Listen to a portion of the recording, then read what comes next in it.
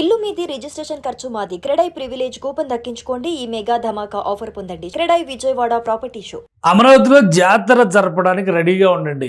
Get ready for folks అంటారు కదా, get ready for Deepavali, get ready for Ugadi. ఇదే తరహాలో అమరావతిలో ఒకేసారి 4,000కు పైగా గృహప్రవేశాలు చేయడానికి ఏపీ ప్రభుత్వం ప్రణాళికను సిద్ధం చేసింది. అధికారులకి సంబంధించినటువంటి భవనాలు, అలానే వివిధ హోదాల్లో ఉన్నటువంటి నాయకులు, మంత్రులు, ప్రజాప్రతినిధులు వీళ్ళకి కేటాయించబోయేటువంటి నివాస సముదాయాన్ని ఒకేసారి ప్రారంభించాలని ఆంధ్రప్రదేశ్ ప్రభుత్వం కసరత్తు చేస్తుంది. నిజంగా అన్ని ఉన్నాయా 4,000కు పైగా అనేటువంటి సందేహానికి ఒక సమాధానం. వాస్తవానికి ఇవి బంగ్లాలు రెడీ అవుతున్నాయి. విల్లాలు అంటామా, బంగ్లాలు అంటామా, పాత భాషలో అయితే బంగ్లాలు, కొత్త భాషలో అయితే విల్లాలు. ఇప్పుడు వరుస పెట్టి ఇవన్నీ కూడా రెడీ అవుతున్నాయి. కాంట్రాక్ట్ సంస్థలు ఆ పనులు పూర్తి చేసేటువంటి కృషిలో నిమగ్నమై ఉన్నాయి. ఇక్కడ చూస్తే పగలు రాత్రి పనులు జరుగుతున్నాయి. పక్కన ఇవన్నీ కూడా వర్కర్స్ కాలనీ షెడ్లు, ఇవన్నీ వర్క్ చేస్తున్నటువంటి అంశాలు. అలానే ఇక్కడ చూస్తే ఈ బిల్డింగ్లు, ఈ సముదాయాలు ఇవన్నీ చూస్తే కనుక పూర్తి స్థాయిలో ఆల్ ఇండియా సర్వీస్ ఆఫీసర్స్ కి సంబంధించినటువంటి భవంతులు అన్ని ఉన్నాయి. ఇందులో మంత్రి నారాయణ గారు స్పెషల్ గా ఒక విజిట్ నిర్వహించారు వీటన్నిటిపైన. సో ఈ విజిట్ లో ప్రత్యేకత ఏమి ఉండకపోవచ్చు, కానీ ఒక డెడ్ లైన్ ఇచ్చారు. మార్చి 31 కల్లా అధికారులకి సంబంధించినటువంటి భవనాలు, అంటే వివిధ కేటగిరీ గవర్నమెంట్ ఆఫీసర్స్ సంబంధించిన ఎన్జిఓస్ అంటే నాన్ గెజిటెడ్ ఆఫీసర్స్ సంబంధించినటువంటి వాళ్ళవే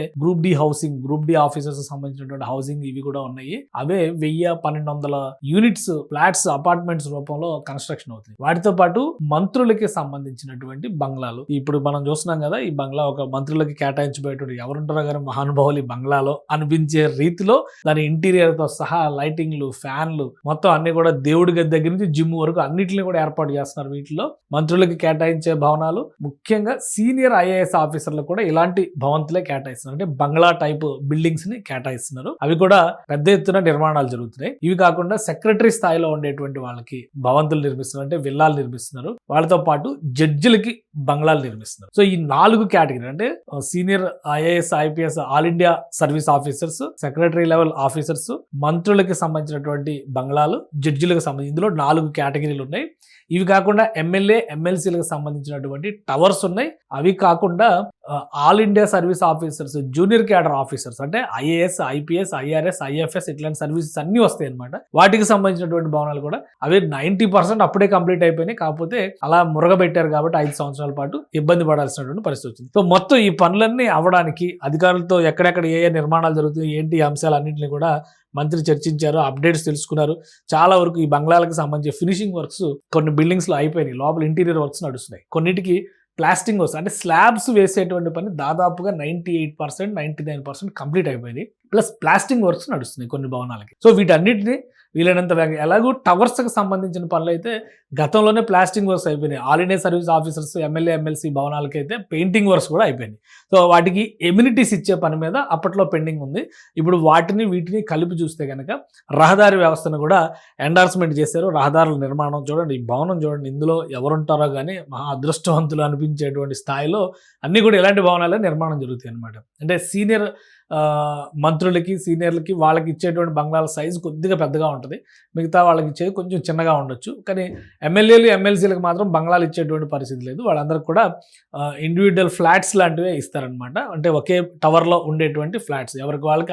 అవి కూడా 4,000 SFT, 5,000 SFTతో డిజైన్ చేస్తారు. చాలా విశాలమైనటువంటి వాళ్ళ అధికారిక కార్యనిర్వహణకు కూడా ఫ్రంట్ ఆఫీస్ నిర్వహించుకునేలాగా, లోపల వసతులు కల్పించుకునేలాగా డిజైన్ చేశారు. సో ఇవన్నీ కలిపి చూస్తే కనుక ఈ కౌంట్ చూస్తే మొత్తం కలిపి 4,026 అని లెక్క తేలుతుంది.